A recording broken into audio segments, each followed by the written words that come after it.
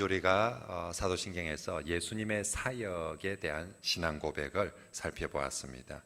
예수님이 여러 사역이 있지만 사도신경은 딱 한 줄로, 그죠? 주님의 사역은 그의 죽으심과 십자가에 못 박여 죽으심, 그죠? 고난받아 죽으심이다라고 그렇게 고백하였습니다. 그리고 왜 고난받았습니까? 왜 죽었습니까? 그 고난과 죽으심은 전부 다 우리의 죄를 대속하기 위한 고난이고 죽음이었습니다. 그래서 예수님은 우리의 모든 고난, 우리의 모든 형벌, 우리의 모든 저주를 예수님이 대신 받아주셨기 때문에 우리가 이 신앙 고백을 하고 믿는 사람은 예수님 때문에 우리는 다시 그런 저주나 그런 형벌이나 그런 또 고난을 받을 필요가 없는 줄 믿습니다. 우리가 신앙 고백할 때마다 그런 고백을 함께하는 그런 저와 여러분들이 되시길 바랍니다. 자, 오늘은 이제 우리 주님의 부활에 대한 신앙 고백입니다. 사도신경의 5번째 소절, 장사된 지 사흘 만에 죽은 자 가운데서 다시 살아나셨으며. 우리 사도신경 1소절부터 5소절까지 같이 추억을 떠올리면서 같이 한번 읽어봅시다. 시작. 나는 전능하신 아버지 하나님 천지의 창조주를 믿습니다. 나는 그의 유일하신 아들 우리 주 예수 그리스도를 믿습니다. 그는 성령으로 잉태되어 동정녀 마리아에게서 나시고 본디오 빌라도에게 고난을 받아 십자가에 못 박혀 죽으시고 장사된 지 사흘 만에 죽은 자 가운데서 다시 살아나셨으며. 아멘. 지난주에 우리가 예수님의 사역, 그의 고난과 죽으심, 이번 주에 살펴보는 예수님의 부활, 이 두 가지는 기독교 복음의 핵심이다라고 그렇게 말합니다. 우리가 복음을 믿으십시오. 복음을 전하자. 복음을 따라서 복음, 말 그대로 복음은 기쁜 소식, 복된 소식을 복음이라 합니다. 그럼 도대체 뭐가 기쁜 소식이냐? 하나님께서 우리에게 주신 기쁜 소식이 뭐냐? 내용이 뭐냐? 우리가 계속 기쁜 소식이 있습니다. 기쁜 소식을 믿으세요. 기쁜 소식이 왔습니다. 복된 소식이 있습니다 하는데 무슨 내용이 뭐냐? 뭐가 기쁜 소식이라는 건데 내용을 하고 물으면 바로 예수님께서 우리를 위해서 죽으시고 다시 살아나셨다. 이게 복음의 내용입니다. 기쁜 소식의 내용이 뭐냐면, 그죠? 예수님이 우리를 위해서 죽으시고 살아나셨다. 우리가 읽은 고린도전서 15장에 이 복음을 신약 성경에 복음을 아주 잘 간단 명료하게 설명하는 곳이 한두 구절이 있는데 그 중에 하나가 오늘 우리가 읽은 고린도전서 15장 1절부터 4절 말씀인데요. 자, 1절에 보면 형제들아 내가 너희에게 전한 복음을 너희에게 알게 하노니. 자, 지금부터 형제들아 내가 여러분들에게 이때까지 복음을 전했지 않습니까? 다시 한번 내가 이 복음이 뭔지 복음을 알게 하노니. 그러면서 2절에 그 복음을 믿으면 다른 것 없습니다. 내가 전한 이 복음을 믿으면 그 복음으로 말미암아 구원을 받으리라 라고 말하면서, 자, 그럼 도대체 복음이 뭐냐? 3절과 4절에 복음을 대해서 구체적으로 소개하는데 3절에 보면 내가 받은 것을 먼저 너희에게 전하였노니. 내가 받은 게 뭡니까? 복음이거든요. 내가 주님으로부터 받은 게 이 복음인데 내가 받은 이 복음을 너희에게 전하였노니. 이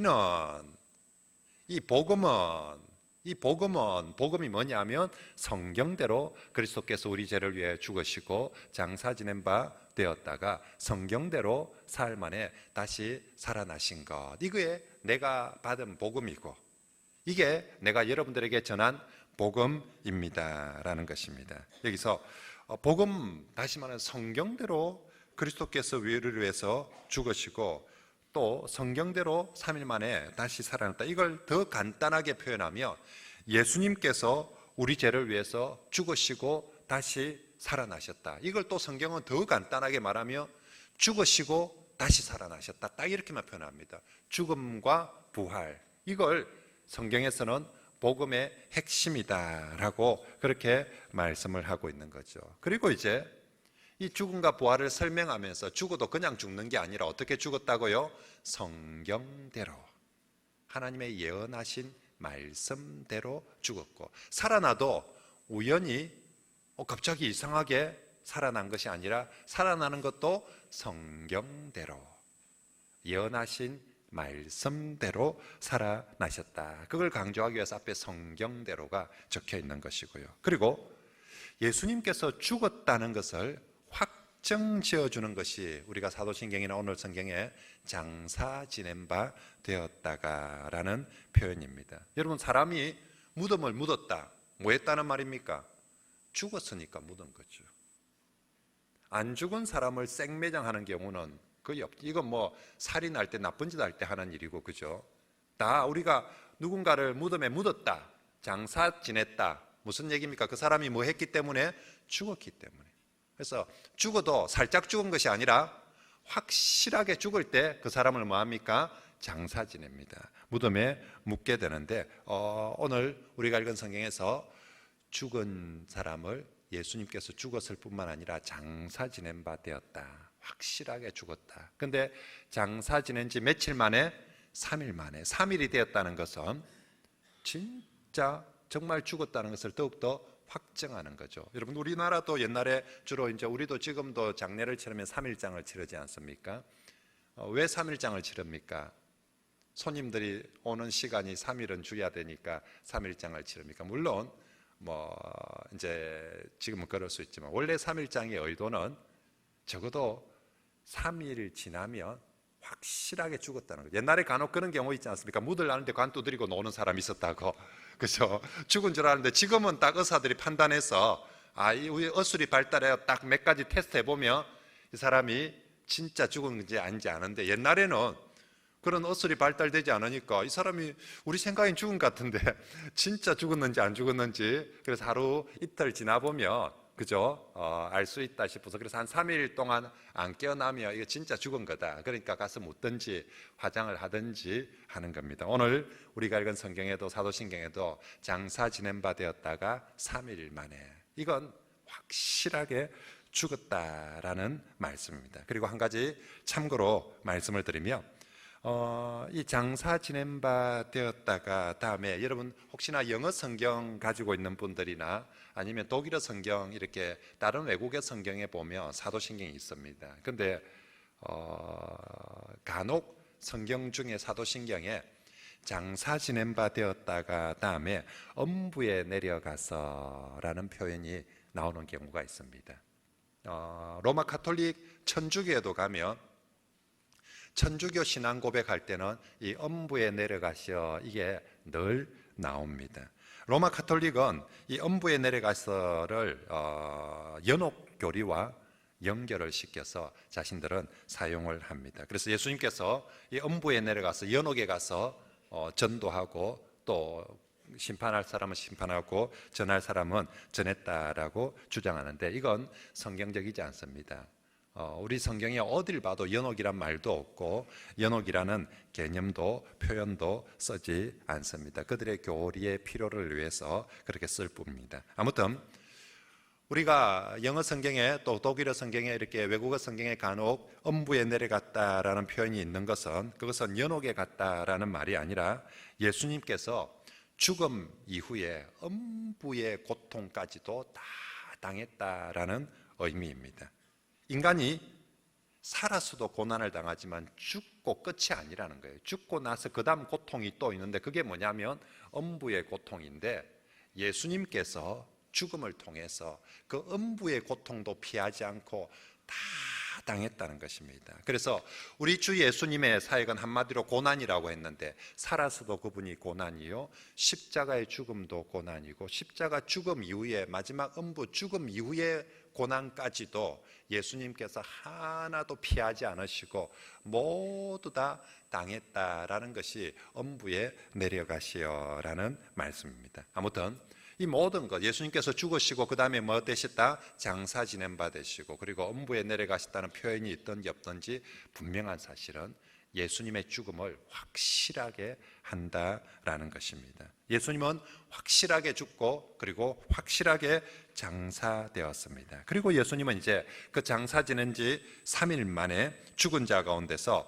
다시 살아나셨습니다. 예수님의 이 다시 살아났다는 것도, 죽은 것도 확실하게 표현하기 위해서 장사 지냈다라는 표현이 있는 것처럼 살아나셨다는 것도 확실하게 표현하기 위해서 그 다음에 5절 말씀부터 뭐가 있냐면 보이시고 보이시고 보이시고 보이시고가 나옵니다.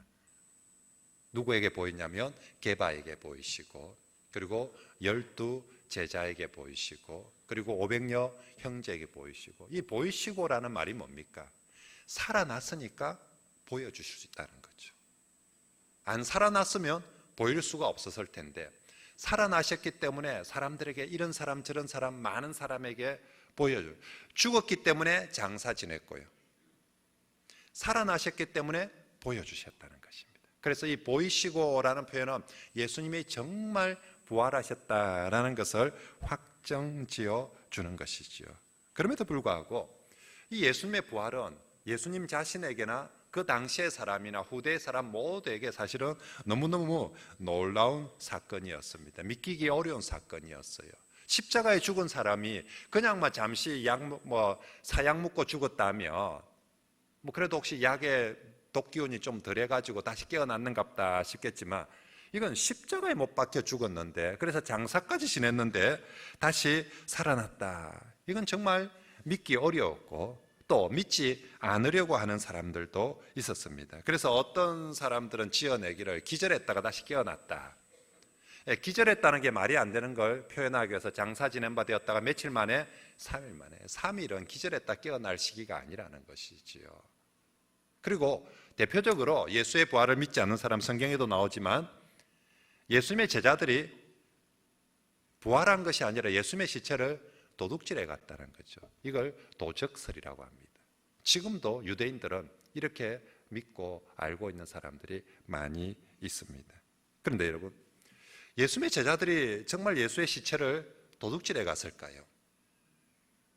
우린 다 믿음이 좋아서 그러지 않았으리라 믿는데, 만약에 진짜 의심 많은 사람이 항상 믿기 싫어하는 사람 의심을 하거든요. 조작이다. 틀림없이 어떻게 사람이 부활할 수가 있나? 이거 틀림없이 제자들이 시체를 도둑질해 갔다. 여러분, 이 시체를 도둑질해 갔다는 것도 말이 안 되는 것이, 제자들이 자기가 한 거짓말 때문에 목숨을 거는 사람들이 있겠습니까? 예수님의 12제자는 그 후에 전부 다 예수 부활을 증거하다가 순교를 당했어요. 사람들은 진리 때문에 목숨 거는 사람은 있어도 거짓말 때문에, 그것도 남이 한 거짓말이 아니라 자기가 한 거짓말 때문에 자기가 목숨 거는 사람은 없습니다. 그렇지 않습니까, 여러분? 내가 한 거짓말 때문에 다른 사람들은 그걸 진짜인 줄 믿고 그걸 따라갈 수 있어요. 그런데 거짓말한 본인은 자기가 거짓말했다는 걸 압니다. 그러면 거짓말한 본인은 절대로 자기가 거짓말한 그 사실 때문에 목숨을 거는 일은 없습니다. 돈은 버는 일이 있고 사기치는 일이 있을지 몰라도 자기가 한 거짓말에 스스로 목숨을 걸지는 않는다는 거죠. 그런데 예수님의 12제자는 모두 한결같이 예수님이 부활했다는 이것 때문에 목숨을 걸고 순교하면서 전도하러 다닙니다. 왜요? 왜 거기에 목숨을 겁니까? 도둑질한 것이 아니라, 거짓말한 것이 아니라 진짜로 부활한 예수 그리스도를 보았기 때문에, 만났기 때문에 바로 그 제자들이 목숨을 걸고 부활의 증인이 된 줄 믿습니다. 우리가 알다시피 제자들은 십자가 사건 앞에 제자들의 모습은 어땠습니까? 그 인간들, 목숨 거는 인간들이 아닙니다. 진짜 비겁자들입니다. 다 십자가 앞에서 죽을라니까 어찌했습니까? 그 전까지 그리 좋다고 따라다니고 주여 했었다가 진짜 위기가 오니까, 목숨에 위기가 오니까 어쨌습니까? 다 도망간 비겁자들이고 배신자들입니다.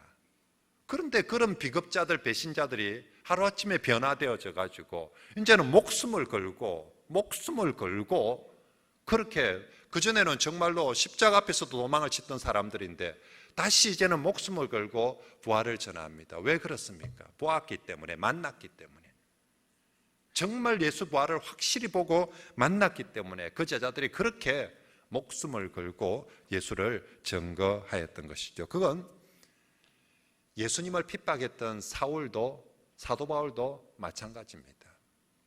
사울은 예수 믿는 사람 잡아 죽이려고 핍박하려고 외국에까지, 중국에까지 원정을 가고 일본에까지 원정을 가서 거기서 예수 믿는 사람 잡아 죽이던 사람이, 이런 사람이 하루아침에 예수 믿는 사람을 잡아 죽이는 것이 아니라 목숨을 걸고 이 사람도 예수를 전하는, 부활을 전하는 사람이 되었습니다. 그 사람은 왜, 그 사도 바울은 왜 그렇게 어제까지만 해도 예수 믿는 사람을 잡아 죽이다가 그렇게 부활의 예수를 전가하면서 살아갑니까? 그 사람도 이유가 다른 것 하나도 없습니다. 부활하신 예수를 보았기 때문에, 만났기 때문에. 그렇게 그 사도 바울은 예수를 핍박하던 사람에서 하루아침에 예수를 목숨 걸고 전하는 사람이 되었던 것입니다. 그건 예수님의 제자나 사도 바울이 아니라 그 이후에 2000년 동안 기독교 역사 속에 수많은 성도들이 또한 증인입니다. 수많은 성도들이 2000년 동안 예수 그리스도, 부활하신 예수님을 만났기 때문에, 보았기 때문에, 믿기 때문에 오늘의 기독교가 여기까지 전파되고 지금까지 세워진 줄 믿습니다. 여러분, 기독교는 왜 이렇게 온 세상에 그렇게 많은 박해가 있고 어려움이 있음에도 불구하고 온 세상에 전파될 수 있었을까요? 기독교가 다른 종교보다 더 윤리적이기 때문이었습니까? 기독교가 다른 종교보다 더 성결하고 윤리적으로 탁월하기 때문에 그래요? 그렇지 않습니다. 우리가 알다시피 특히 대한민국 교회 보십시오. 대한민국에 예수 믿는 사람들이 그렇게 착합니까? 그렇게 윤리적으로 선합니까? 그렇지 않아요. 뉴스에 보면 다 예수 믿는 사람 많이 나옵니다. 정말 우리가 봐도 예수 믿는 사람이 왜 저랬나, 텔레비 안 봐도 우리 교회 안에서만 봐도 저게 예수제의 맞나 싶을 만큼 윤리적으로는 실제 우리 수준은 참 낮습니다. 그런데도 불구하고 왜 복음이 전해지고 왜 이렇게 사람들이 교회에 모여와 있습니까? 바로 한 사람 한 사람이 부활하신 예수 그리스도를 보았기 때문에, 만났기 때문에, 그 많은 박해가 있음에도 불구하고 기독교는 오늘에까지 전파되어지고 지켜진 줄 믿습니다. 그래서 기독교를 기독교 되게 한 것이 있다면 우리의 윤리적 탁월함이 아니라 부활하신 예수 그리스도가 살아계시고 그분을 만났기 때문에 오늘 여기까지 이르게 된 줄 믿습니다. 오늘 모두민족교회는 왜 여기 이렇게 많은 사람들이 이 시간에 모여 있습니까? 목사가 잘생겼기 때문에 그렇습니까? 아니면 이 예배당이 너무너무 멋지고 좋기 때문에 세상에 이렇게 멋진 건물이 없다? 아니면 여기 모인 사람들이 대한민국에서 제일 좋은 사람들이라서 다 여러분들이 이 자리에 모여 있습니까? 여러분들은 왜 비싼 돈을 내고, 11조라는 게 어마어마한 돈이거든요.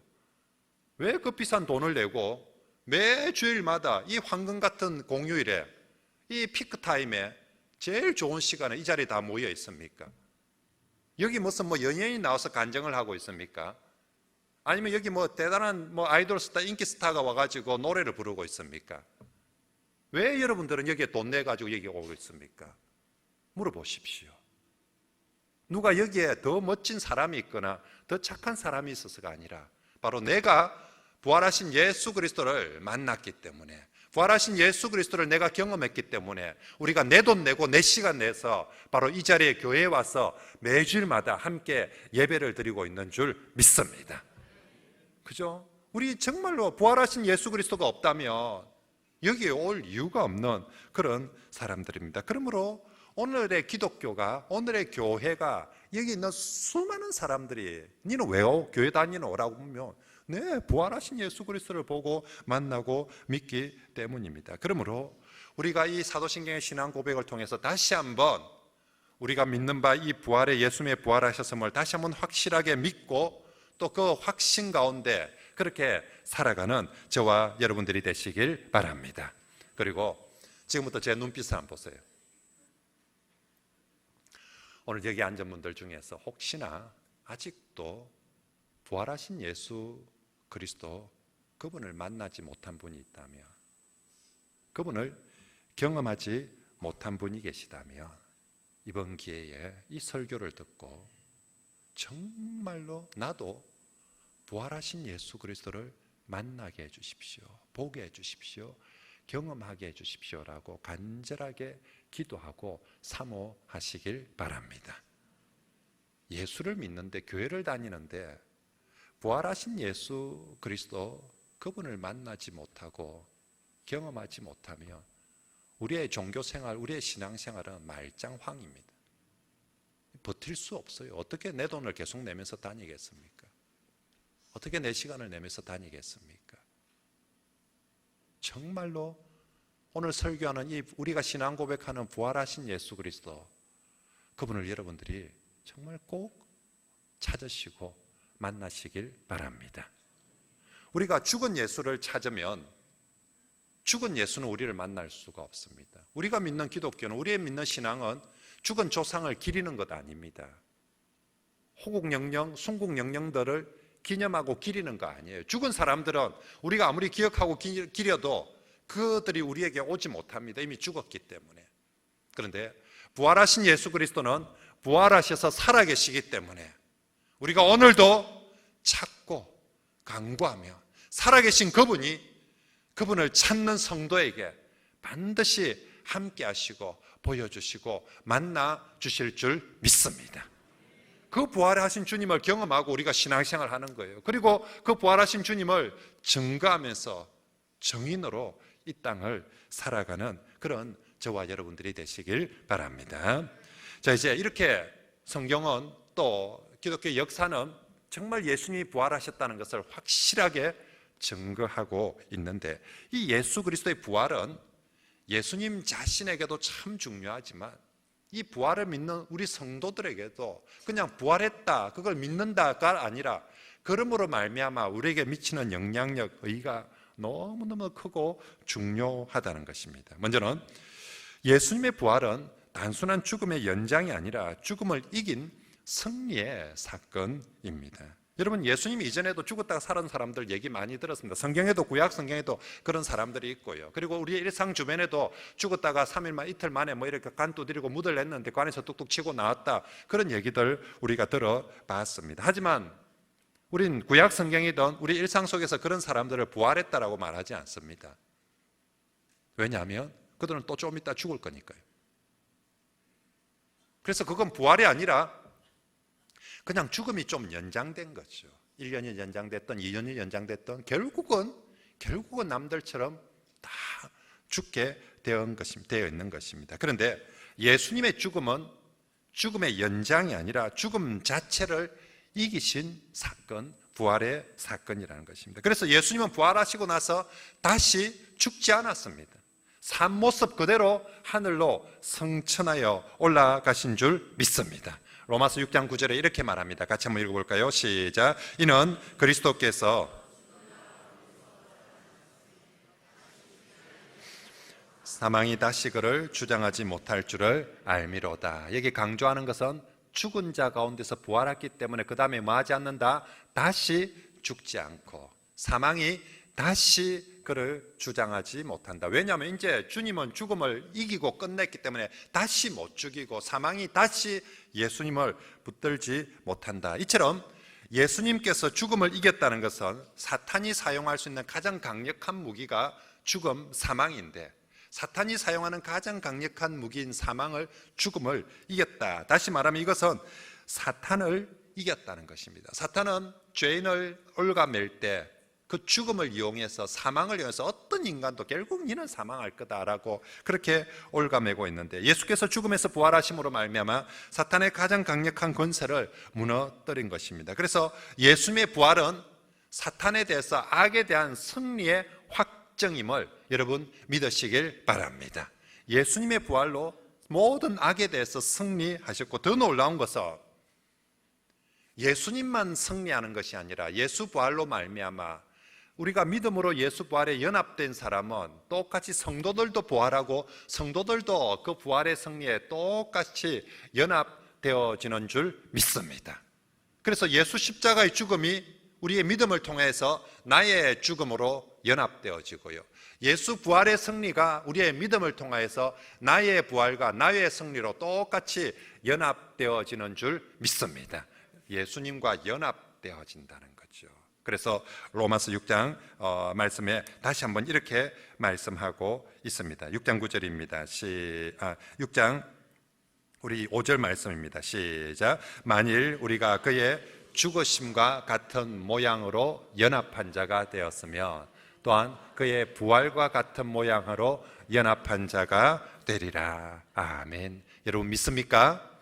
우리가 예수 십자가에 연합되면 예수의 부활에도 반드시 연합되어지고, 예수의 부활에 연합된다는 것은 예수님의 승리에 우리가 연합되는 줄 믿습니다. 그래서 정말로 예수님이 부활의 첫 열매라고 말씀하지 않았습니까? 그리고 우리는 그 다음 열매라고, 예수님이 부활한 것처럼 똑같이 부활할 것입니다. 그러므로 주 예수께서 부활하심으로 모든 악에 대해서 최후의 승리를 하신 것처럼 우리도 이 땅에 살면서 어떤 삶 가운데서도 결국은 마지막 승리는 성도들이 하게 되어질 줄 믿습니다. 뭘 보고 믿습니까? 예수 부활을 보고 내가 나의 승리를 확신하시길 바랍니다.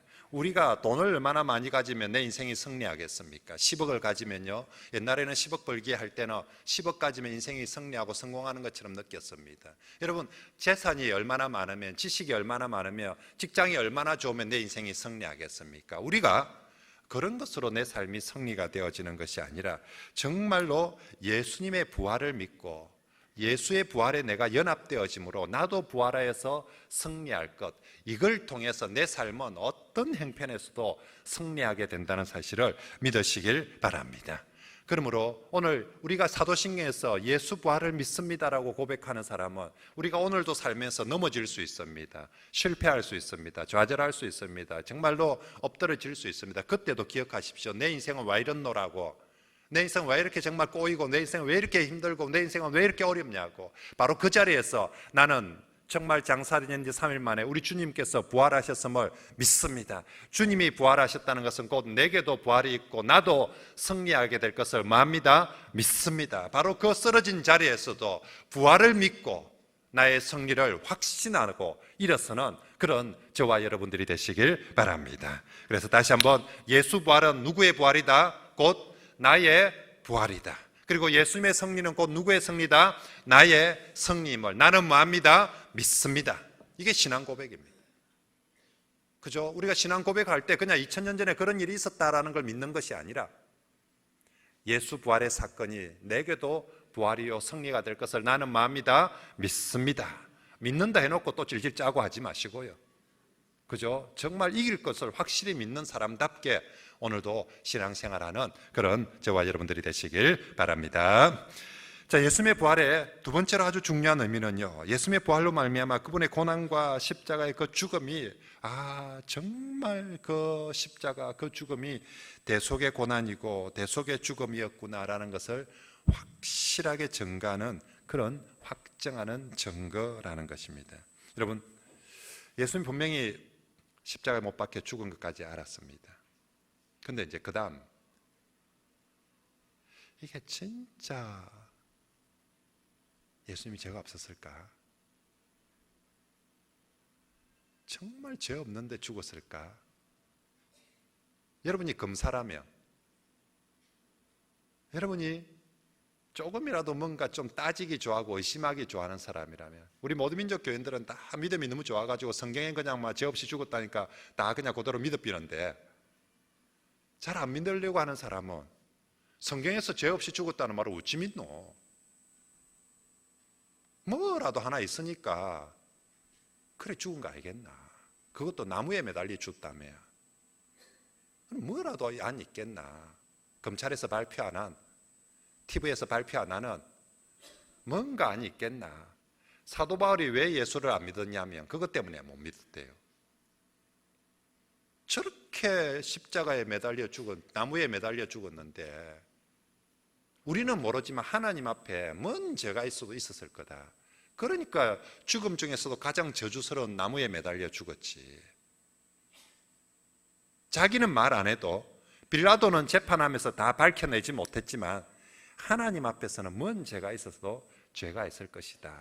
이게 사도 바울이 예수를 안 믿었던 이유였습니다.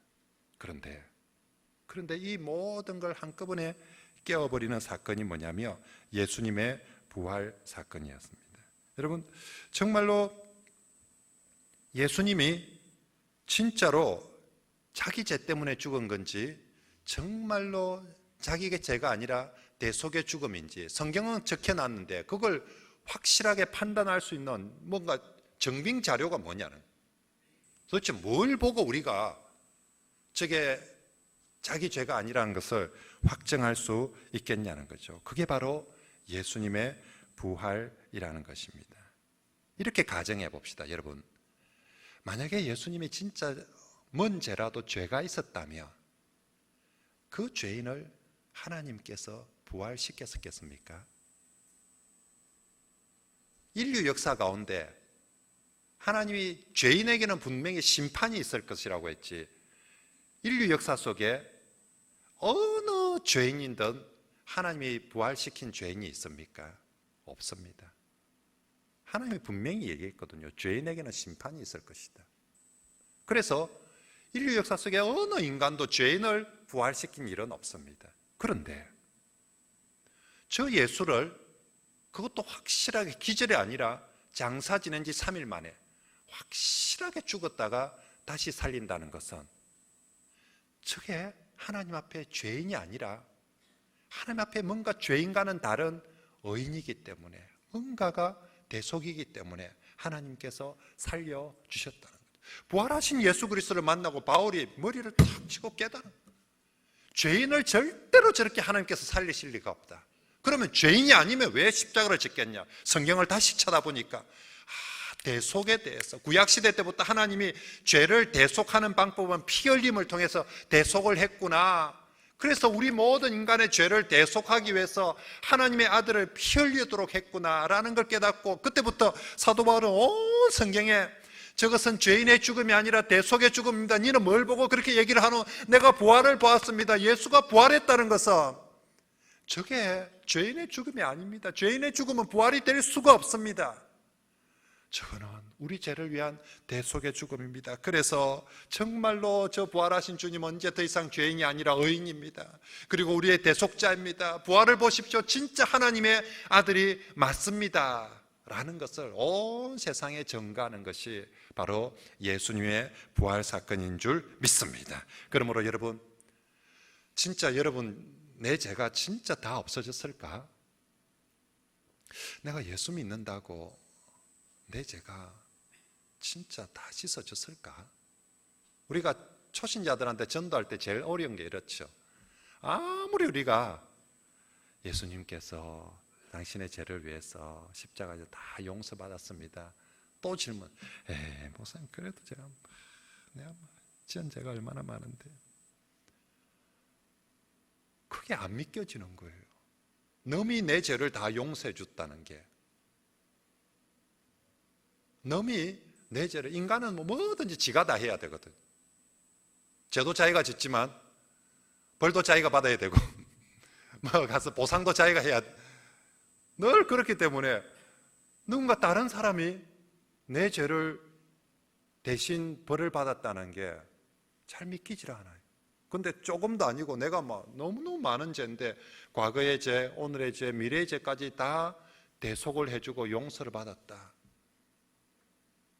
여러분, 정말 그걸 어디서 진짜 믿을 수 있나요? 예수님의 부활을 볼 때마다 그것을 확실히 믿으시길 바랍니다. 자식은 아버지를 믿습니다. 아버지가 말합니다. 내가 저 슈퍼에 돈 100만 원 주놨으니까 네 가서 마음껏 먹고 싶은 거 먹으래. 오늘만 먹는 거야. 내일도 먹으면 된대. 진짜? 이거 아버지가 값을 다 지불해놨다니까 가서 네 묵기만 하면 된다 했단 말이야. 오늘도 내일도. 진짜 믿는 사람은 그곳에 가서 슈퍼 가서 우리 아버지가 계산해놨지요? 우리 아버지가 다 처리해놨죠? 가서 가지고 갑니다. 주인이 그래 가지고 가라. 여러분, 우리 예수님이 정말 저 십자가의 부활을 보면서 우리 예수님이 나를 위해서 다 대속해놨음을 진실로 믿고 고백하고 또 정말 확신하면서 살아가시길 바랍니다. 그래서 로마서 4장 25절 말씀 같이 한번 읽어봅니다. 시작. 예수는 우리가 범죄한 것 때문에 내줌이 되고 또한 우리를 뭐 하시기 위해서? 어렵다 하시기 위해서 그분이 뭐 하셨다? 살아나셨다. 그분이 안 살아나면 그분이 대속의 죄가 확정이 안 되거든요. 자기 죄 때문에 있을 거예요. 그런데 그분이 살아나심으로 대속이다. 그러면 곧 내게는 어렵게 된다는 것이 확정되어집니다. 그러므로 정말로 여러분, 우리가 예수 부활을 믿는 사람, 그렇습니다. 예수님이 정말 대속해 놨기 때문에 우리 모든 죄에 대해서 이것만큼 강력한 증거가 없습니다. 증명이 없습니다. 오늘도 확신하시고 정말로 모든 정죄로부터, 모든 형벌로부터 영적으로 자유하는 그런 저와 여러분들이 되시길 바랍니다. 부활을 고백할 때마다 휘파람을 불면서 감사합니다라고 그렇게 하는 거죠. 자, 마지막으로 예수님의 부활은 우리 안에 부활하신 예수님께서 함께 하신다는 증표입니다. 여러분, 우리가 죽은 예수님을 믿는 사람들이 아닙니다. 우리는 죽은 예수를 기억하고 기리는 사람들이 아니라 부활하신 예수님, 부활하셨기 때문에 오늘도 살아계신 예수님을 믿습니다. 살아있으면 그분은 어디에 살아있을까요? 대우 아파트? 건영 아파트?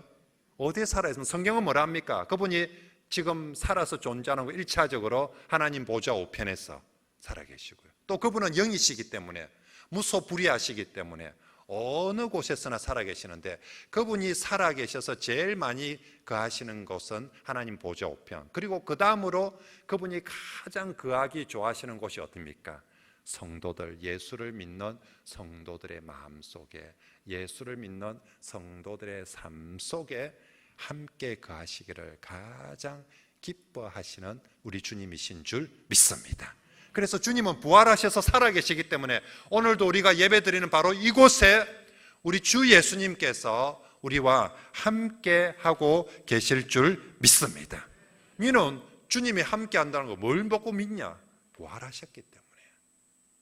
그래서 그분은 살아계시기 때문에, 살아서 그분은 어디 여행 다니고 관광 다니는 것이 아니라 성도 곁에 성도와 함께 있기를 가장 좋아하셔서 그분이 오늘도 예수의 이름을 부르는 사람 바로 그 가운데, 그 속에서 함께 해 주시고, 이제 그 예수 그리스도가 오늘 내 안에 계시면 나는 예수님으로 말미암아 새로운 생명, 새 생명을 얻어서 새롭게 살아가는 인생이 되는 줄 믿습니다. 정말로 부활하신 예수님이 오늘도 내 안에서 사는 인생, 다시 말하며 내 삶에서 나를 통해서 예수님이 살아나는 바로 그런 삶, 이것이 진정한 새 생명의 삶, 뉴 라이프 크리스찬입니다. 내가 정말 새 생명을 얻었다, 이게 무슨 얘기입니까? 내가 다른 사람보다 돈이 좀 더 많아졌다, 예수 믿어서. 이게 새 생명 아니에요. 내가 예수 믿어서 딴 사람보다 머리가 좀 더 좋아졌다, 내가 예수를 믿어서 딴 사람보다 직장이 좀 더 좋은 데가 취직이 됐다, 내가 예수를 믿어서 딴 사람보다 알을 하나 더 낳았다, 이게 새 생명이 아니라는 것이죠. 진짜 우리 주님이 주고 싶은 새 생명은 내가 예수를 믿어서 예수님이 내 안에 들어와서 내게서 예수의 삶이 나타나는 거예요. 여러분, 반대로 얘기해 볼까요? 귀신 들리면 어찌 됩니까? 귀신 들리면 어느 날 내게 귀신이 딱 들어서 귀신 들려버렸다, 그럼 어찌 됩니까? 내가 딴 사람보다 돈이 좀 적어집니까? 딴 사람보다 조금 더 못돼집니까? 딴 사람보다 머리가 좀 더 나빠집니까? 그게 아니라 귀신이 들리면 귀신이 그 사람을 완전히 그냥 막 지배해버리고 귀신의 삶이 나타나는 거죠. 사람이 하루아침에 희한하게 변해버리는 거죠. 왜? 귀신이 들어가서 귀신이 같이 살고 있으니까. 목소리도 귀신 목소리가 나오고요, 말도 귀신 말이 나오고. 반대로 예수 그리스도 그분이 살아계십니다. 그래서 어디 계시다고요? 우리 안에 오시며, 예수님은 뭘 하고 싶어 하시는 분이에요. 역사하시는 분. 그분이 내게 오시며 나에게 어떻게 역사를 하려고 합니까? 나보다 다른 예수 믿기 전보다, 기도하기 전보다 돈 연봉 100만 원 더 받게 해주는 그런 변화시키는 삶 수준이 아니라는 거예요. 그분이 내 안에 오시며 내 삶이 완전히 변하여서 예수의 삶으로 내 안에서 나타나는 삶, 이게 바로 뉴 라이프, 새 생명을 얻어서 정말 영생을 맛보면 주 안에 살리라는 그런 찬송의 노래가, 그렇게 우리가 예수께서 오늘도 내 삶에서 부활하신 그분이 나를 통해서 부활되어져서 나타나는 삶인 줄 믿습니다. 여러분, 예수님이 우리를 예수 믿게 해서 주고 싶어하는 새로운 삶은 바로 그런 삶이라는 것이죠. 그냥 남들보다 조금 더 착하게, 조금 더 이렇게 고상하게 사는 삶이 아니라 완전히 예수의 삶이 나타나는 것입니다. 정말로 여러분, 내 안에서 그렇게 주 예수님이 부활하셔서 내 안에서 살아서 역사하는 삶이 되려면 어떻게 하면 됩니까? 제일 먼저는 예수님 그분을 믿어야죠. 그리고 부활하신 예수 그리스도 그분을 내 삶에 모시면 됩니다. 무당 신접하는 사람이 무당을, 신을, 귀신을 모시려고 하지 않습니까? 우리가 예수 그리스도 그분을 내 삶에 모시면 이걸 영접합니다. 그분은 살아있습니다. 그래서 자신을 부르는 사람, 자기를 믿는 사람에게 얼마든지 영으로 함께 거하실 수 있습니다. 볼지어다 내가 문 밖에 서서 두드린다고, 문을 열어달라고 우리에게 지금도 말씀하고 있습니다. 그러므로 정말 부활하셔서 살아계신 예수 그리스도 그분을 우리의 마음속에 영접하십시오. 그리고 그분을 주인 되도록 모시기 바랍니다. 영접은 했는데 한쪽 구석에 처박아 두지 마시고요. 영접은 했는데 모르는 척 쌩까지 마시고요. 영접했는데 아무 상관없이 살아가지 마. 모시고 나면 그분이 내 삶의 주인이 되시도록, 그분이 뭘 한번 해보실 수 있도록 자리를 만들어 주십시오. 자리를. 나는 그분 앞에 순종을 한번 해보십시오. 모셔놓고 무시하거나 처박아 두지 말고 자리를 만들어 주시며, 그분이 마음껏, 살아계신 분이, 부활하신 그분이 마음껏 내 안에서 역사하실 때 내 삶은 내 능력의 삶이 아니라 예수 부활의 삶, 예수 능력의 삶이 나타나게 되어질 줄 믿습니다. 우리가 전하는 예수는 바로 이겁니다. 예수 믿으면 남들보다 좀 더 잘 살게 되고, 예수 믿으면 병도 좀 더 빨리 낫게 되고, 예수 믿으면 자식이 좀 더 잘 되고, 이 정도를 전하는 것이 아니라 우리가 예수 그리스도 그분을 믿음으로 말미암아 예수 그분이 내 삶에서 그분의 은혜와 그분의 능력으로 나타나는 그 놀라운 삶, 나는 죽고 예수로 사는 삶, 이걸 우리가 경험하고 이걸 우리가 온 세상에 전하고, 교회 오면 우리가 보여줘야 될 것이 바로 이런 예수 부활의 삶, 바로 그런 삶인 줄 믿습니다. 사랑하는 성도 여러분, 다시 한번 명심합시다. 우리 부활의 예수님을 믿고 부활의 예수님을 영접했다라고 하면서도 예수님 말씀은 죽여버리고 내 마음대로 내 생각대로 살면, 그러면 아무 소용이 없습니다. 신앙 고백하는 것하고 우리의 삶하고 달라서는 안 된다는 것입니다. 내 안에 부활하신 예수 그리스도 그분이 살지 못하면, 내 안에 부활하신 예수 그리스도 그분을 삶의 주인으로 모시지 못하면 나는 그냥 종교 생활하는 그런 사람에 불과한 것이죠. 그런데 정말 부활하신 예수 그리스도를 내 삶의 주인으로 모시고 살 때 그분이 한번 내 안에서 예수님이 하고 싶은 대로 나를 한번 써보시며, 그때 우리의 삶이 정말 놀라운 삶이 되어질 줄 믿습니다. 우리 이번 한 주간 부활의 예수 그리스도를 믿고, 그분이 부활하셨기 때문에 오늘도 뭐 하신다? 살아계십니다. 어디에서? 내 안에서. 정말로 그분을 믿고 그분이 나를 통해서 어떻게 내 삶을 부활시켜 나가는지 우리가 한번 정말로 순종하고 경험하면서 살고, 이게 좋아가지고 난 예수가 좋다오, 난 예수 믿는 게 너무 좋다오라고 누가 니 보고 떠들어 보랬나? 안 떠들어 보래도 너무 좋으면 반무 보고 맛있으면 자랑을 하고, 그죠? 어디든지 사람이 자기가 좋으면 자랑을 하고 전하거든요. 난 예수가 믿어보니까, 주님을 모시고 살아보니까, 주님이 내 안에 역사하시니까 난 예수가 너무 좋습니다라고 그렇게 온 세상에 자랑하고 증거하고, 그래서 그들도 이 좋은 예수 그리스도, 부활하신 예수 그리스도를 믿고 우리와 함께 이 기쁨을 나누는 그런 교회가 되고, 그런 우리 모든 성도들이 다 되시길 축복합니다. 그런 성도들이 마지막 부활의 날에 진짜 그 마지막 또 승리에 그렇게 참여해서 하나님과 더불어 영생을 누리게 될 줄 믿습니다. 우리 한번 합심해서 기도합시다. 정말로 우리